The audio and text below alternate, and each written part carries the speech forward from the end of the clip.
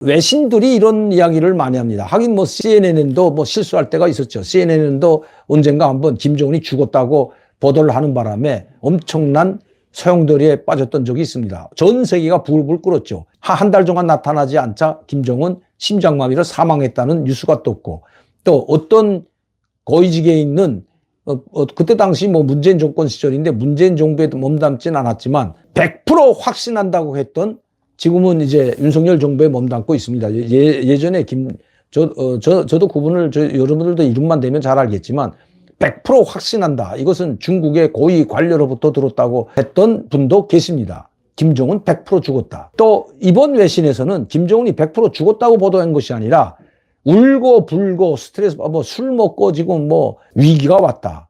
울고 불고 난리가 났다. 그럼 김정은이가 왜 울고 불고 난리가 났을까요? 그 언론은 어떤 근거로 그런 이야기를 했을까요? 물론 북한에서 들은, 이 언론이 뭐 북한에 들어가서 확인한 것도 아니고 어떤 소식통을 통해서 아마 들었을 겁니다. 과연 김정은이 울고 불고 난리가 났을까요? 그리고 지금 우울증에 걸렸을까요? 물론 우는 적도 있죠. 뭐 우는 건 뭐 사람이 감정이 있으니까 울 수는 있습니다. 그러나 이게 정말 서러워서 우는지, 아니면 감정이 북받쳐서 감격의 눈물이 흘리는 건지, 아니면 속상해서 우는 건지, 여러 가지가 있죠. 우는 것도 여러분.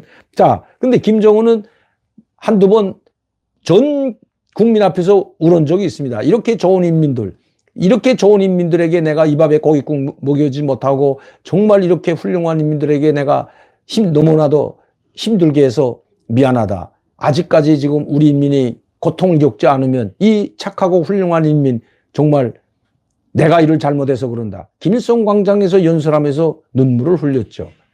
이거는 감격에 북받친 눈물도 아니고 죄송스러움의 눈물이었죠. 그리고 그 인민에 대한 고마움의 눈물이었습니다. 그래도 나를 믿고 따라주는 우리 인민들. 다시는 우리 인민들이 이런 역경과 난관에 빠지지 않게 내가 모든 힘을 다해서 인민을 받들겠습니다. 이렇게 이야기했습니다. 김정은이.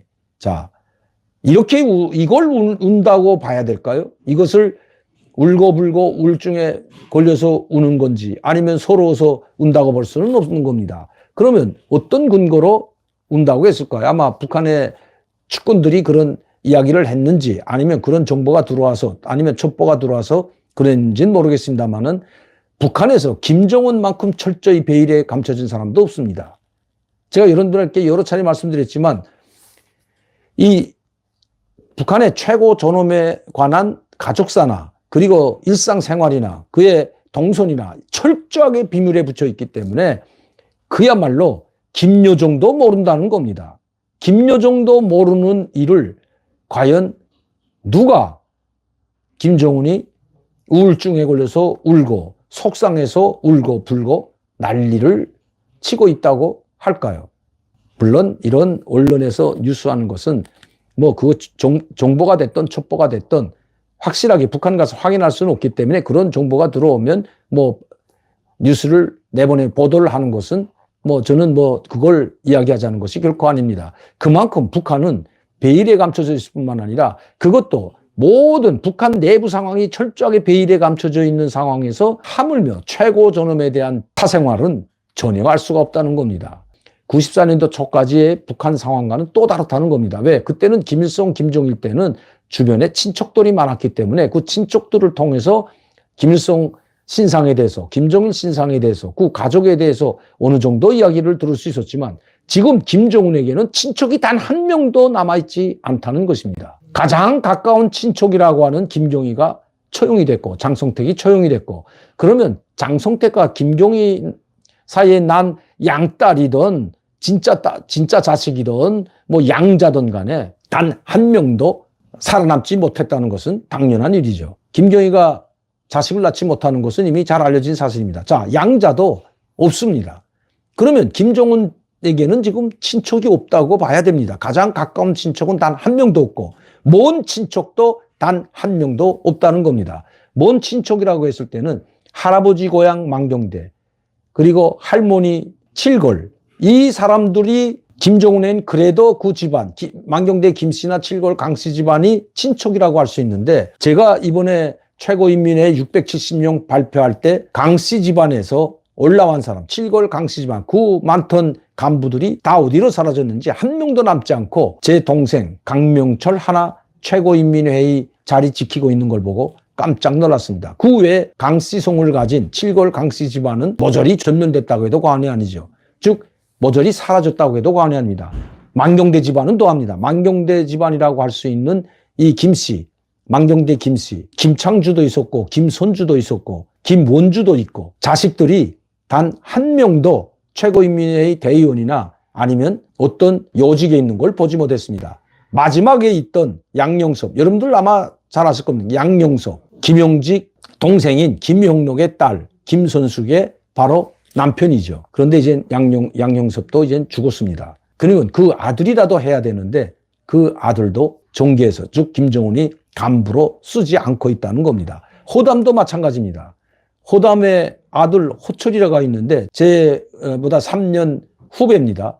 외국어학원 영어과를 졸업했죠. 호철. 그런데 그 호철 어느 자그마한 해외 대사관에 대사로 나가 있다가 사라졌는데 그 호철이도 보이지 않는 겁니다.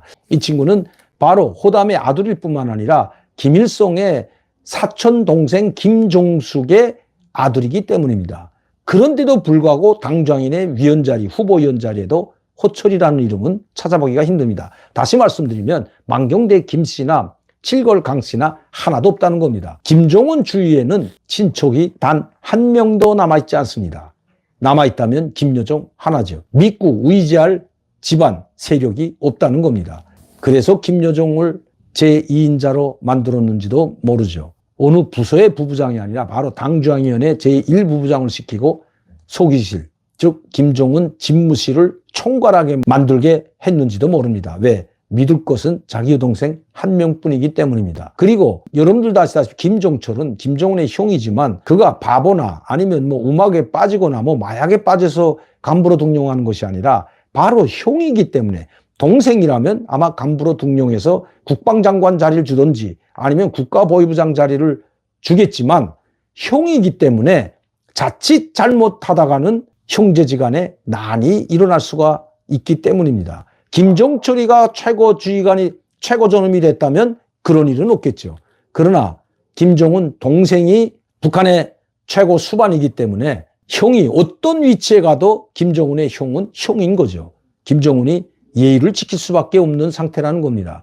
그와 비슷한 신뢰가 있었습니다. 바로 김일성입니다. 1970년 전에, 그러니까 68년도 반당 반혁명 종파분자들을 마지막으로 숙청하기 전까지 김일성도 당 선전비서와 조직비서, 당중앙위원회에서 가장 핵심 요직이라고 할 수 있는 당 조직비서와 당 선전비서는 김일성이 자기 집안을 시키지 못했습니다.